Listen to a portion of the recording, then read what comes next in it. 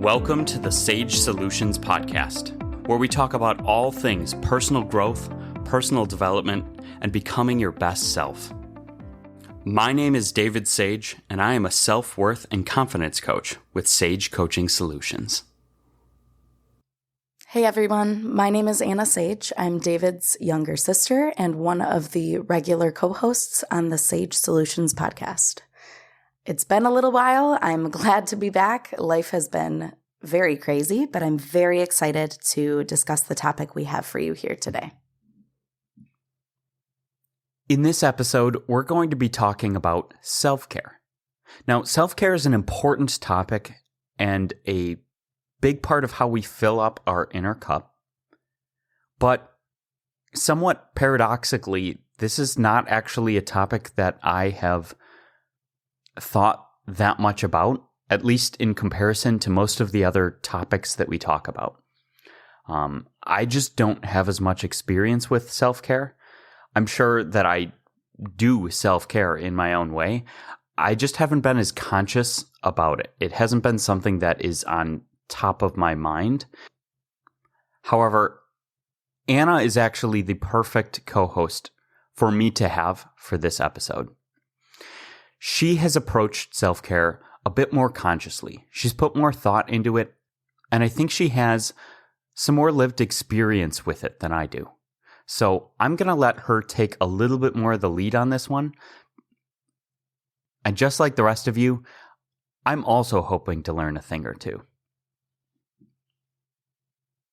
But before we get into it, our goal with this podcast is to share free, helpful tools with you and anyone you know who is looking to improve their life. So take action, subscribe, and share this podcast with them. Thanks, David. That's really kind of you. I wouldn't necessarily consider myself any sort of expert on self-care.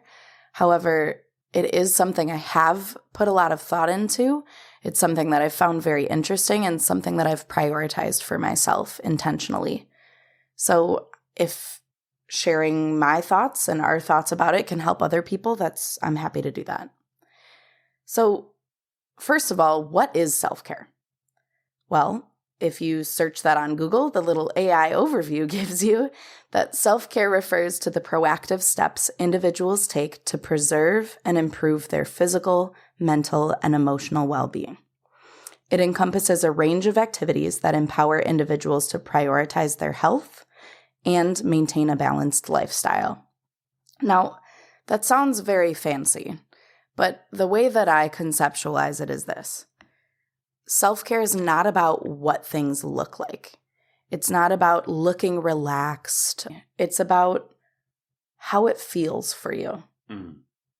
Self-care is about what feels restorative to you and what helps you restore the areas of your life that you're feeling, or maybe those buckets, like you've talked about, those pockets of your bucket that are feeling a little bit dry and need some energy and attention. Yeah, I know you visualize it as like separate buckets that are each named, and I've kind of talked about it as this overall cup that is you that have the different pockets, but really we're talking about the same thing. Mm-hmm. And that's not to say that anything that fills up your cup is necessarily self-care. Well, is it? What's the distinction there, I guess? I think we risk getting a little caught up in the nuances of definition, but at least when I'm talking about the core fundamental of filling up your cup, there are many ways to do that, and not all of those things are restorative. Some of those things are with different traits or things that make you feel full, happy, fulfilled. Not all of those things are necessarily restorative, if that makes sense. Yeah, it does. So I think self-care is more about taking care of yourself, as the name suggests, and restoring things or filling up areas that are feeling empty, as opposed to like fulfilling things that make you feel alive. Yeah, now I kind of chuckled because it does sound funny that we're saying, well, self-care is about caring for yourself. Like, people are going to be listening and being like, no, duh. But there really is a lot of nuance and gray area and things to flesh out here. Like, David and I were talking about this before we even started recording. And there's a lot that we had to be like, wait, is that self-care, or is that selfish, or is that self-indulgence, or is that, like, there's so many different layers here to work through. So hang in there with us. And maybe I'm a little off here, but one of the filters that I'll use for thinking about self-care is, would I be caring for someone else if I did these things? If I was taking care of a pet, if I was doing things that are, and I'm not talking about like caretaking where you're enabling or, this is where this gets a little complicated, but I mean, taking care of yourself, doing things that are for your own good, for your benefit, right? The easiest way to know whether it's self-care is to use a filter of, if it's a net positive to you and your life, it makes you feel restored and it's not harming anyone else or yourself in the future, it's very likely a good form of self-care. Okay, so let me just make sure I'm understanding this, because sometimes I can get a little bit lost in when we're really fleshing things out. So self-care is something you do that restores yourself for you in an area that you need it. And it can look totally different depending on what you need. But it has to be something you're doing intentionally for yourself, not just like, oh, I accomplished something at work and that made me feel good. Or I got lucky and I found $5 on the ground and it made me feel happy. That's not, you didn't care for yourself there. That was just a positive event. Yeah, it just happened. So self-care is more intentional than that. But we talked about, for you, just because you aren't consciously thinking about self-care a lot doesn't mean you aren't practicing it, because you're still intentionally doing things that care for you, that restore you. You're just not like labeling it as, oh, right now I am practicing self-care, right? Right. And when I was giving an example about an unambiguous way of figuring out whether something is self-care, there are a lot of things that don't fall into that are self-care. I'm more saying, if it checks all of those boxes, it's pretty much for sure self-care.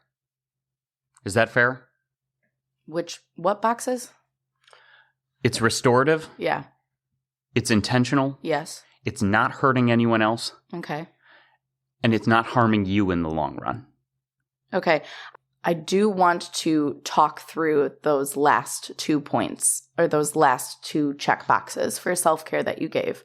Because while I agree with them, I think there is some little bit of shades of gray there that we do need to discuss. I actually think there's a lot of shades of gray there. I think there are things that can be self-care that don't check those last 2 boxes. Okay. I'm just saying, if those 2 boxes are both checked with the other 2, it is for sure self-care. Okay, so let's go through the first of those last 2. Wow, well, this is getting very wordy. Okay, so self-care. Restorative, intentional. I would say restorative and intentional are the 2 that have to be there. Okay, and then what was the third one you said? I think where it gets a bit more complicated is balancing how it affects other people and how it affects yourself in the long run. Okay, so let's go through how it affects other people, that third checklist point, right? I agree with you for the most part that self-care should be something that isn't causing harm to someone else for your benefit, because being selfish in and of itself is that. Selfishness would be doing things for your own benefit, even if it causes harm to other people, right? That's a good question. We could probably look up a definition of selfishness. On it. But I think it does come down to a combination of intention and effect on other people. I think if you're doing something that is just a net positive to you now and you in the future, and it harms no one else, I would not say that that's selfish. Yeah, I agree. And I did just look up a definition. The Oxford Dictionary definition of selfish is of a person, action, or motive lacking consideration for others, concerned chiefly with one's own personal profit or pleasure. So it is both of those things. It is your own benefit and lacking consideration of how it affects other people. So if you're doing something for your own benefit, but you are aware of if that is going to negatively influence other people, it's not selfish. But if you are doing something for your own benefit and you're not really caring about the impact it has on other people, or you're aware of the fact that it's harming someone and you do it anyways, that's selfish. What if someone, I understand that this is a side question, but what if you change the equation to where, let's say I am jealous of what somebody else has, right? Mm-hmm. And I sabotage them or do something bad to them, and it doesn't actually get me anything. It's just to tear them down. Would that also be selfish even though I don't actually benefit? Or would we argue that I, in this hypothetical situation, am getting satisfaction out of tearing them down, so it is to my benefit? I'm just trying to process how that plays out, because people do that. There is a part of human psychology that causes humans, not all humans, not in all situations, but it causes people to want to tear others down for their successes because it makes them aware of what they're not doing. And if they pull somebody down to their level, then they don't feel bad. So I guess it is a selfish thing in a way, because they are doing it so that they don't feel bad. Right. If they're doing it so that ultimately they don't feel bad, that is having a personal profit to them, I suppose. So yes, that would still be selfish. It's awful, but it's selfish. If you find yourself doing this, which honestly to some degree, it's easy for people to do this to a really minor degree without being conscious of it. Mm-hmm. Like just as a resistance to a change within someone. Especially like a diet. Think about how many times somebody goes on a diet and then all of their friends are offering them French fries and stuff immediately. Like, oh, come on, just one bite. What I'm saying is it's easier to fall into this than it being like this big malicious thing. Mm-hmm. And if you find yourself in that place, please don't do this. This is the worst. Sabotaging other people's success is one of the worst things you can do to someone. Don't do that. I realize we've gotten a bit off on a tangent. I was like, so people actually do this. Yeah. Towards others' self-care. Somebody will start practicing a form of self-care, and others will either be jealous or will feel bad that they aren't doing self-care, and will then tear that person down, whether they're doing this consciously or not, for doing that self-care. Make them feel bad, like they're being selfish, like sometimes in order to not feel bad about yourself and your own lack of self-care, you will reframe it to view them judgmentally, like, oh, they're just blah, blah, blah, because then that doesn't mean that you are the one that's actually lacking in some way. So I understand it, and I'm sure, I've been there, if I'm honest. I think everybody probably to some extent has done this and caught themselves at some point. But yeah, the point here is when it happens, when you're aware of it happening within yourself, stop and reframe and reshift your perspective, because it's not a helpful way to be. Can you look up the definition of selfless? Selfless is an adjective that means being concerned more with the needs and wishes of others than with one's own. And it gives a colon there and says unselfish. So it's essentially the opposite. But I don't know that it's a good thing either. I think it's almost like the extremes, the black and the white. Well, I think it can be good to be selfless, right? I think there are times where setting yourself aside, especially if it's a minor inconvenience to you, to make a major difference for someone else, right? Can be a wonderful thing. And like, if you're going to lean towards either selfish or selfless is way better. Oh, well, right? Obviously. Yeah. But I think the problem is we truly view them as a light switch dichotomy, not a dimmer switch, a on or off. And people don't have a good understanding of those definitions. They actually just see it as selfish means doing something for me. Selfless means it can't have any benefit for me. Yeah.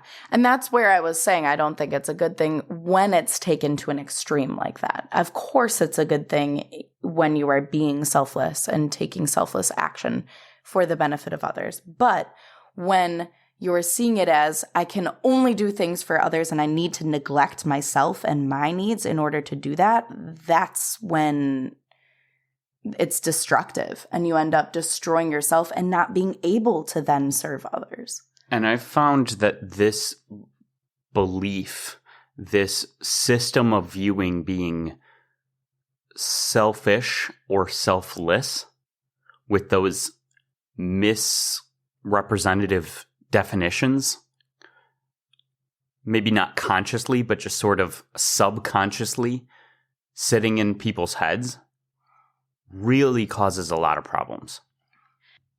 I think this unhelpful mindset is especially pervasive in helping professions like nursing, teaching, professions where your job is to put the good of the people you serve as the main priority of the work you do. This quote was shared with me earlier this week. It says, "A good teacher is like a candle.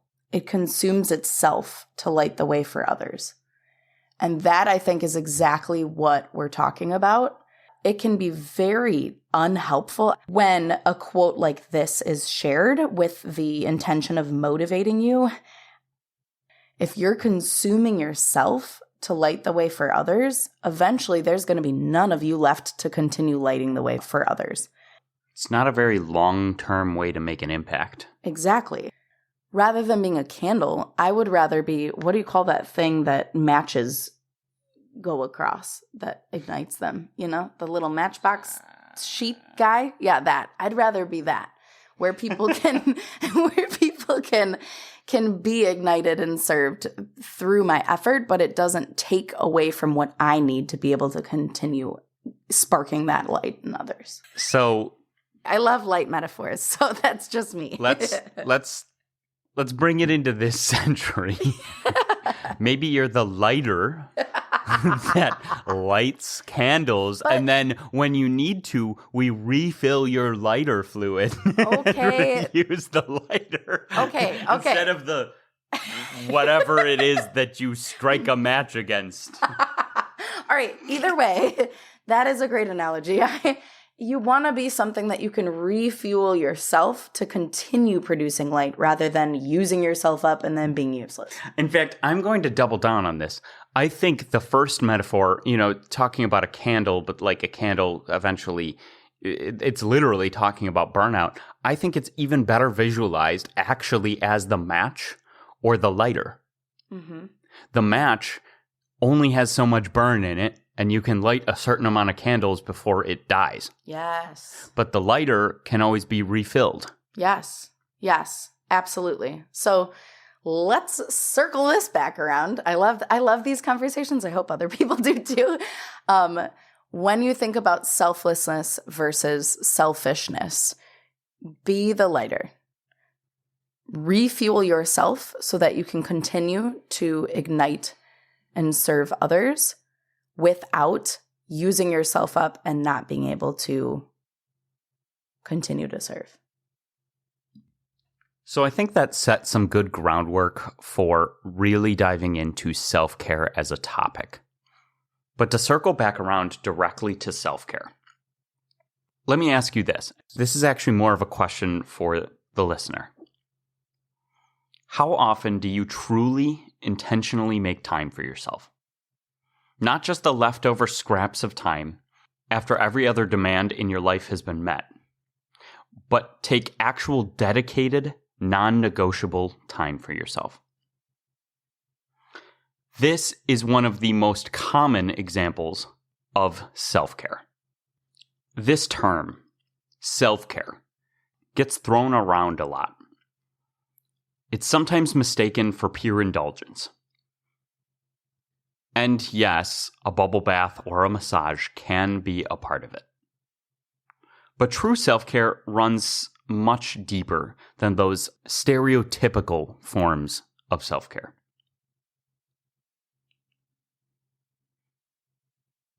It's really about actively preserving, improving, and restoring your own physical, mental, and emotional health.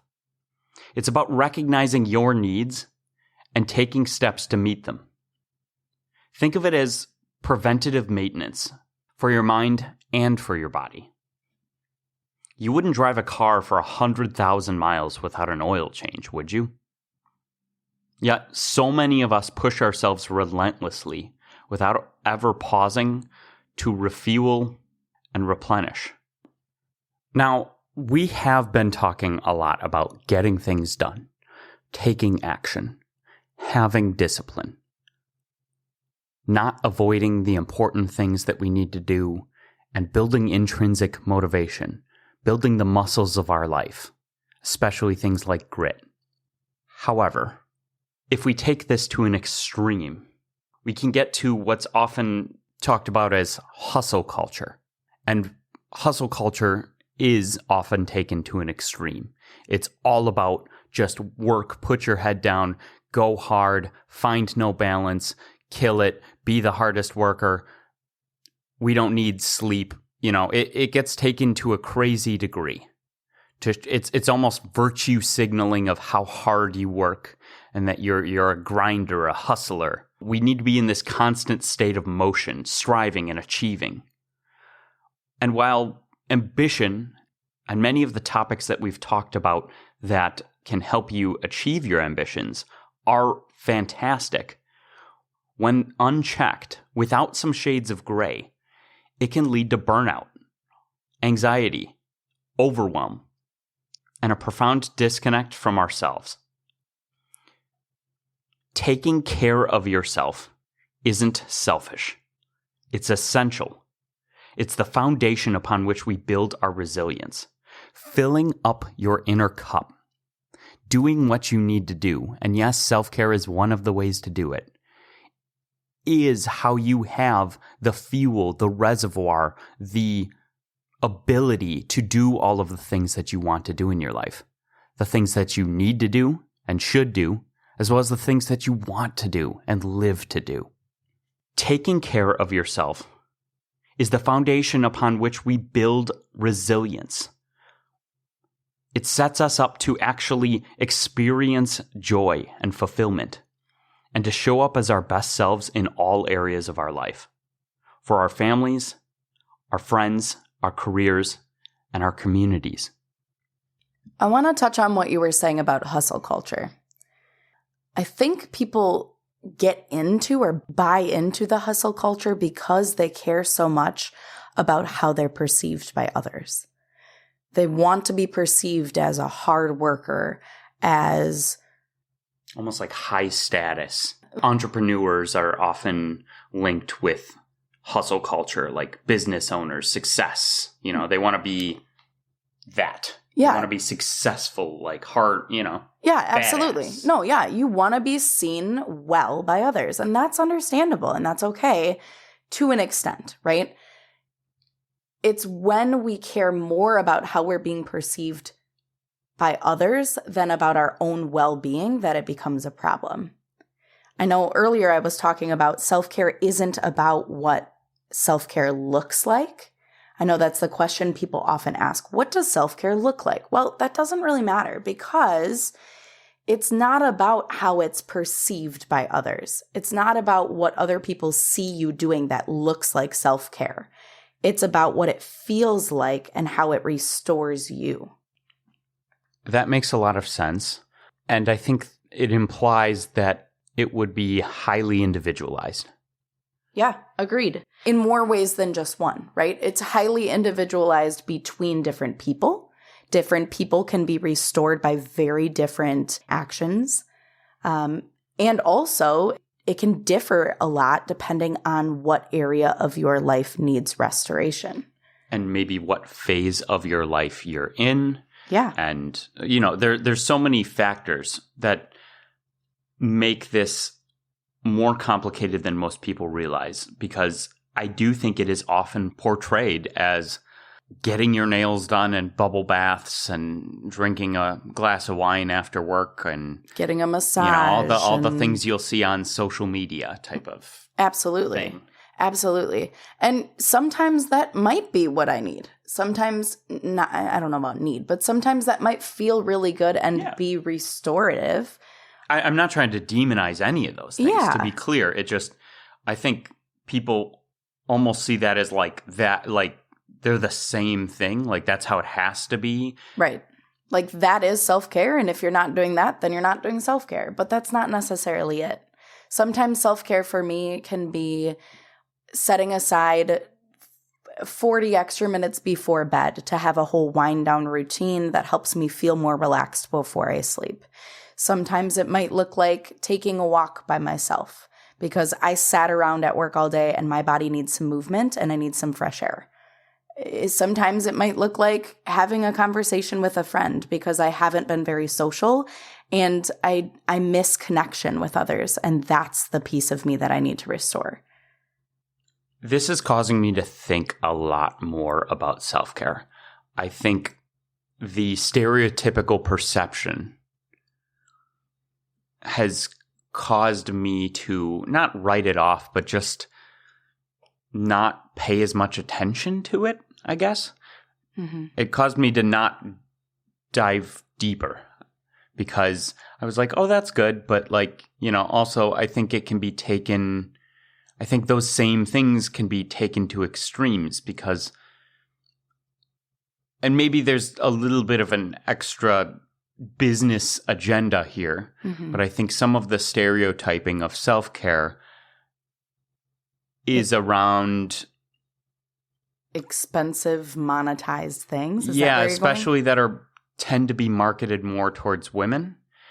And I think as a result, it has turned the public perception of self-care into something that takes money, that can be reasonably expensive to do all of these quote unquote self-care things, almost like it can become a justification for spending money on things that you don't need in a way. Oh my gosh, you just got me thinking a lot about how self-care can be perceived as like a privilege or a status almost, right? Of like, well, yeah, that guy has time for self-care because he has the money and the opportunity to take off of work. He's not hustling just to try to make ends meet, right? In which case it's almost the opposite of the status that people want from a hustle culture. It's a different type of status or perception on the other end. Right, that I have enough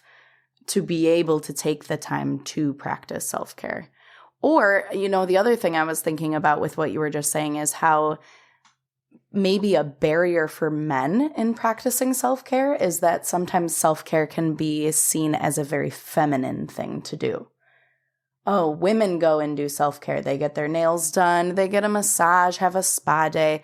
But men are the ones that are hustling and that are getting the work done and providing for the family. And so, when are you supposed to self-care? That's a lady thing, right? I mean, not that I'm saying that's how it is. No, but I think it is kind of perceived that way sometimes, especially because of what is stereotypically talked about or shown as self-care. Mm-hmm. And I think there's the other danger of misintentioned self-care, I guess, would be doing self-care practices just to get social media clout type of a thing. Like you're not actually, it's not restorative because you had to make sure that it looked just perfect with the candles just perfect and you're stressing out over how many people are going to like this post about you doing a bubble bath with a glass of wine or something. And at the end of the day, it wasn't even for your own self-care. Right. You just wanted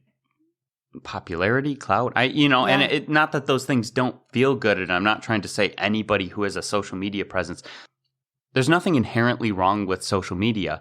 But if your self-care practice is actually causing you stress or you're doing it just for attention, right? Is it really self-care? It's not. Right, because like we said, it's about intentionality and what feels restorative to you.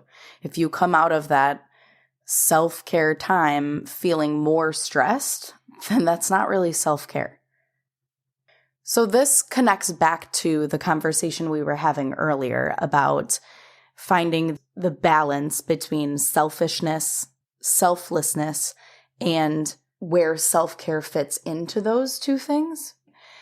Although self-care should be something that is restorative for you, taking into account that it isn't harming others, so it's not being selfish. There are circumstances where I think it is okay to give yourself permission to choose to prioritize something that's going to restore yourself, even though it may disappoint someone else. So if we're thinking about selflessness as something that doesn't benefit you, it benefits other people, I think there are times where something that is selfless can become synergistic, even if it doesn't benefit you on paper, right? Where you do something that doesn't benefit you, it takes your time, but you're helping somebody that you love, right? So it's selfless, but you also get a form of fulfillment out of it through contribution and taking care of other people that you care about. Yeah. In which case you are sort of getting something out of it. So I guess it's no longer fully selfless, but like the intention was selfless. So we don't have to get so caught up in this, like, does it fit this definition exactly? Because there's nothing wrong with you also getting something out of it. A win-win is a great thing. Yeah. Now, there are going to be plenty of times where it is a trade-off. Now, like we said, the trade-off might be that you don't actually get something out of this selfless act, right? It is really draining for you, but you know that you are doing something incredibly good, right? It's hard to truly do something 100% altruistically with no gain of self, because if you are helping other people, you usually feel good about it. But right. to get across, you may realize, right, logically or whatever, that this person is in dire need. And you may not get any enjoyment out of helping them, but you know it was the right thing to do. That would be selfless. Yeah. However, there are times where you know that you are in dire need, and it might minorly inconvenience somebody else. Like somebody else was like, yeah, we could hang if they're already doing something and they invited you, but it wasn't a big deal. Might be a minor inconvenience to them, but you've just gotten clobbered at work all week. You just need a little bit of time to yourself to recuperate. Your social battery is drained. Just because it has a minor negative effect on that other person doesn't mean that you are being selfish by taking care of yourself. Agreed. I think there's a distinction between harm and disappointment, or a minor inconvenience or letdown. There are going to be times where you are going to let other people down. Yeah. And that's just how expectations work. You can't constantly placate and try and do absolutely no annoyance or harm to anyone ever. Right. But you can't, but I think there is also some shades of gray here of if this same person has asked you to meet up with them and you chose to prioritize yourself once, and then they ask again and you're like, nah, it's still, I'm still really busy, and you're still choosing yourself. Maybe by like the fourth time. And let's say the fourth time they're like, hey, I really haven't seen you in a while. You can tell that they really want to see you. It's not like it was just this extra little addition. Right. That changes things, right? Then it really is important that maybe you still need that self-care. You're still exhausted. You've been in a season of busyness, but If it's the fourth time, you've already had to say no 3 other times, or you've already chosen to say no 3 other times, then yeah, maybe you do need to prioritize that other person's needs in that moment. It's almost like, it's a nerdy way of saying it, but it's almost a bit of an equation, right?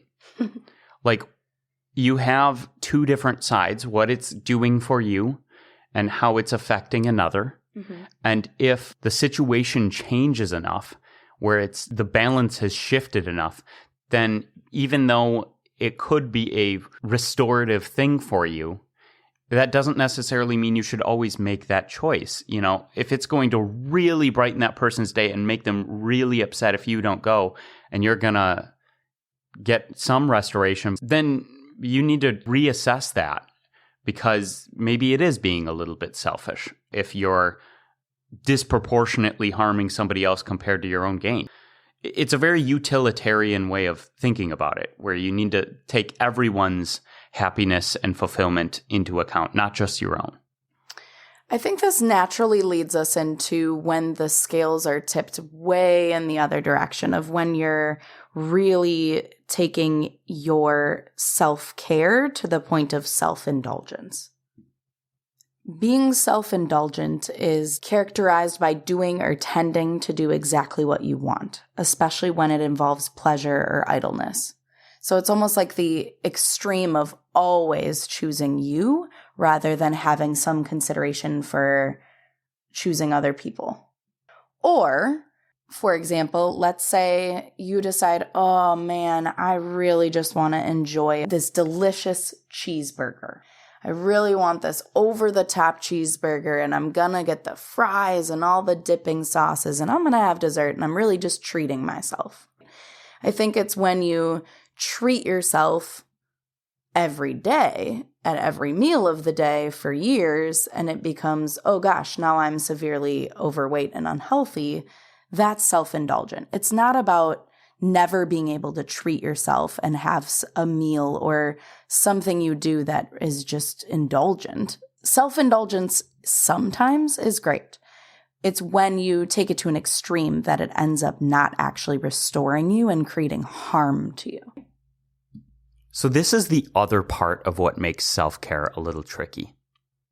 And until we started doing this podcast episode, I don't think I realized that there was so much shades of gray to this topic, and that's why so many people struggle to navigate it. But I think having the awareness of the bounds and trying to do a little bit of this calculation, not that it has to be super complicated, but just like thinking about these factors a bit in your head, will help you understand when you are taking care of yourself. Now, self-indulgence, as you said, it can be nice to treat yourself sometimes. Mm-hmm. But I think it really becomes self-indulgence when it's all about the now. And you're not thinking about the long-term effects. Yeah, the long-term effects it's going to have on you. In my eyes, if the word restorative generally doesn't just mean that it feels good in the moment. Agreed. It's a form of filling you up going forward. And sometimes a splurge can do that. But if every single day I am ordering 3 entrees and they're all unhealthy things and I'm going way over a calorie amount, I'm not trying to get super into health stuff, but if I am eating in a manner that is bad for my long-term health mm-hmm. by eating way too much of unhealthy things, and I start doing that more consistently, I'm not being very kind to the long-term me, to the me of the future, right? Mm-hmm. I'm getting a hit of dopamine, I'm a shot of happy now, and then likely I'm not feeling so good even later that night, and then I am not going to feel as good or be as healthy in the long term. Mm-hmm. And not only that, in this situation, especially if maybe we're going out to a restaurant each time, I'm now also not being very kind to my future financial self because I'm buying multiple entrees at a restaurant on a regular basis, So now I'm sabotaging myself financially long-term by indulging. I'm sabotaging myself from a health standpoint long-term, which both of those things can have a trickle down on mental health and many other things. I don't think that that's self-care. I'm not really restoring myself by doing those things. It's really a Band-Aid approach that's actually making a series of problems worse.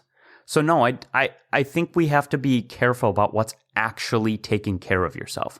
When you think of like getting healthy, doing these things, people say like, "Oh, good, you're taking care of yourself." I think that wording is helpful. I think that's how I've actually thought about self-care without thinking of the word self-care.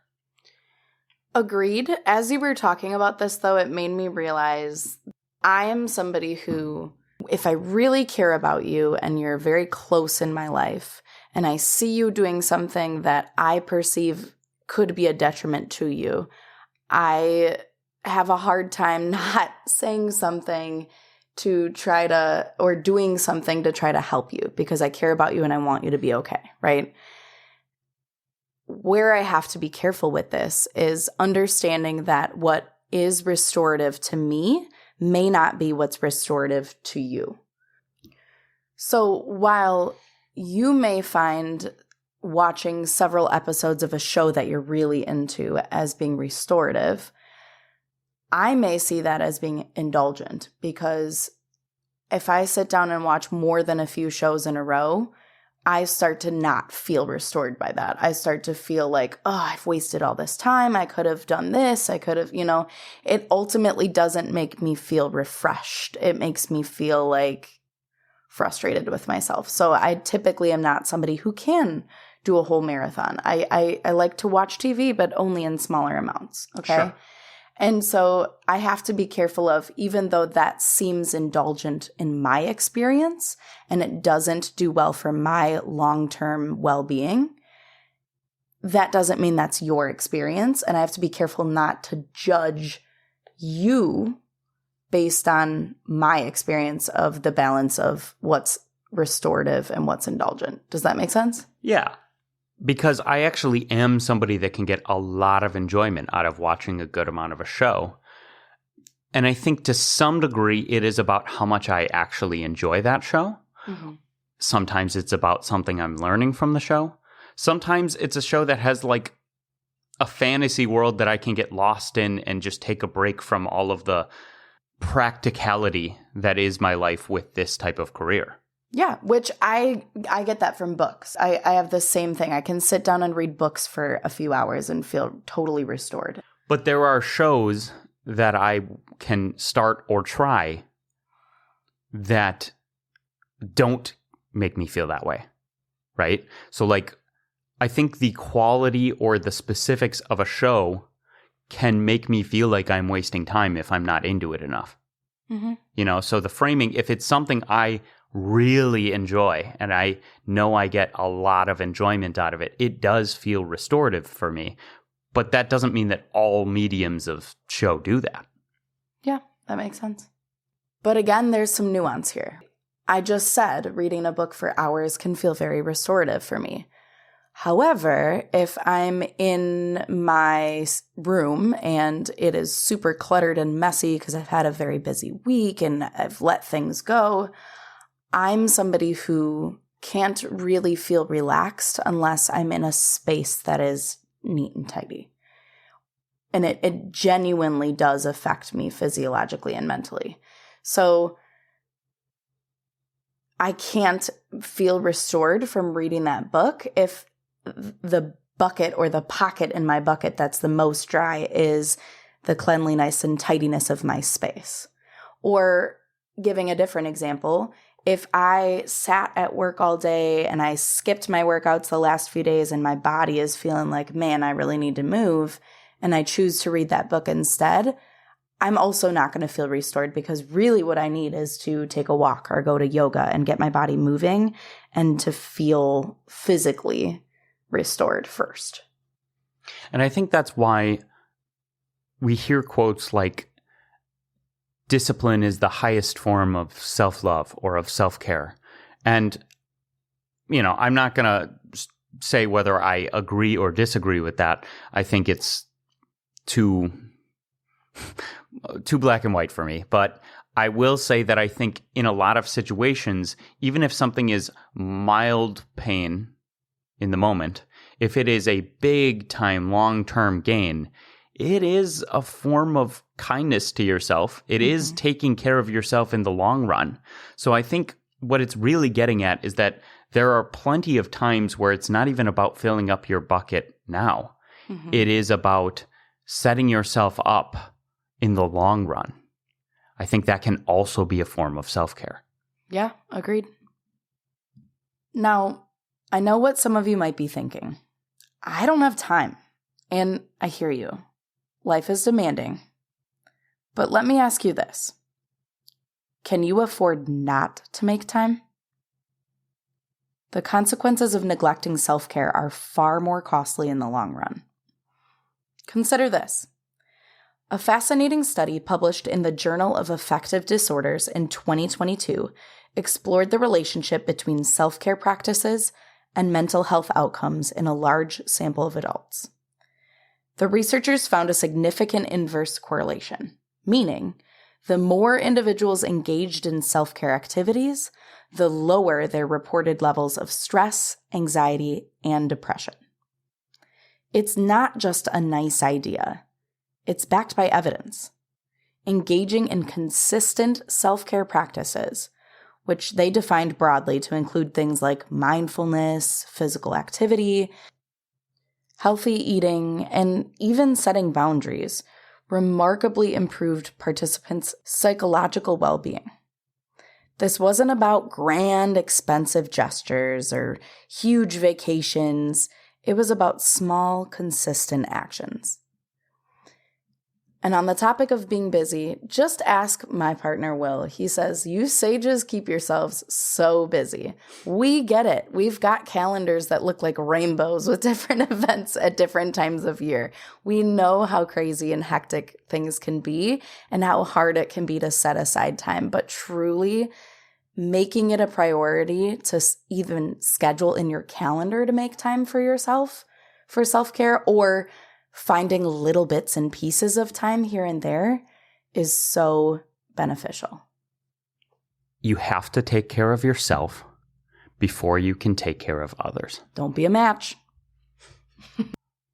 In a world that often demands so much of us, that pushes us to conform or to put others' needs constantly before our own, choosing to prioritize your well-being can be a radical act. It's a statement that you matter, that your health and your happiness are important. It's about preserving your energy, your spirit, so that you can contribute at a higher level than wearing yourself ragged.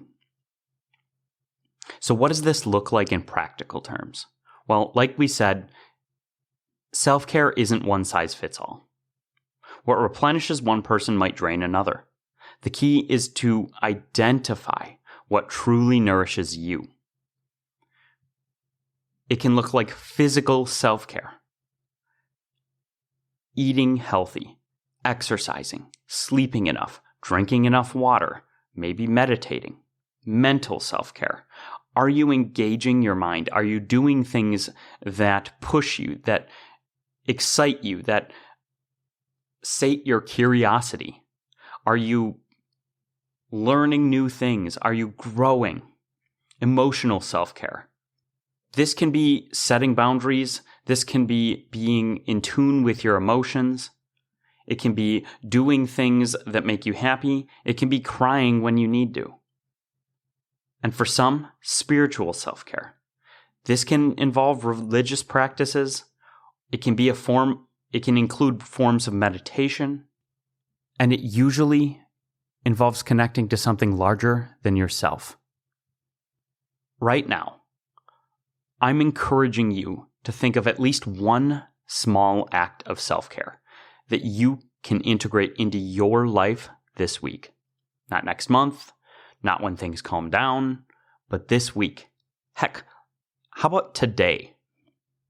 Maybe it's you dedicate 15 minutes before bed to do something that you actually enjoy instead of scrolling on social media. Maybe it's doing a skincare routine because it makes you feel like you're prioritizing yourself. It doesn't matter how it actually looks. It just needs to come down to the couple things that we talked about. Is it restorative? Is it intentional? Is it not disproportionately putting someone else out? And is it disproportionately hurting long-term you or the you of the future? If it checks all of those boxes, it's a great form of self-care. And of course, like Anna said before, is it the bucket that you need the most right now? Remember that consistency trumps intensity. Small, regular acts of self-care accumulate over time. They fill up your inner cup, and they build a powerful reserve of well-being. It's not about adding another overwhelming item to your to-do list. It's about weaving moments of replenishment into the fabric of your normal daily life. You are worthy of your own self-care. In fact, you are the person most responsible for it. So take that responsibility seriously, lovingly, and watch how it transforms not only your life, but also your ability to engage with the world around you. Take care of yourselves, guys. Thanks for having me on, David. And remember, you are enough, and you deserve to fill up your inner cup with happiness, confidence, self-care, and self-compassion. Thank you for listening to the Sage Solutions podcast. Your time is valuable, and I'm so glad you continue to choose to learn and grow here with me. If you haven't already, don't forget to subscribe so you don't miss out on more sage advice. One last thing. The legal language. This podcast is for educational and informational purposes only. No coaching-client relationship is formed. It is not intended as a substitute for the personalized advice of a physician, professional coach, psychotherapist, or other qualified professional.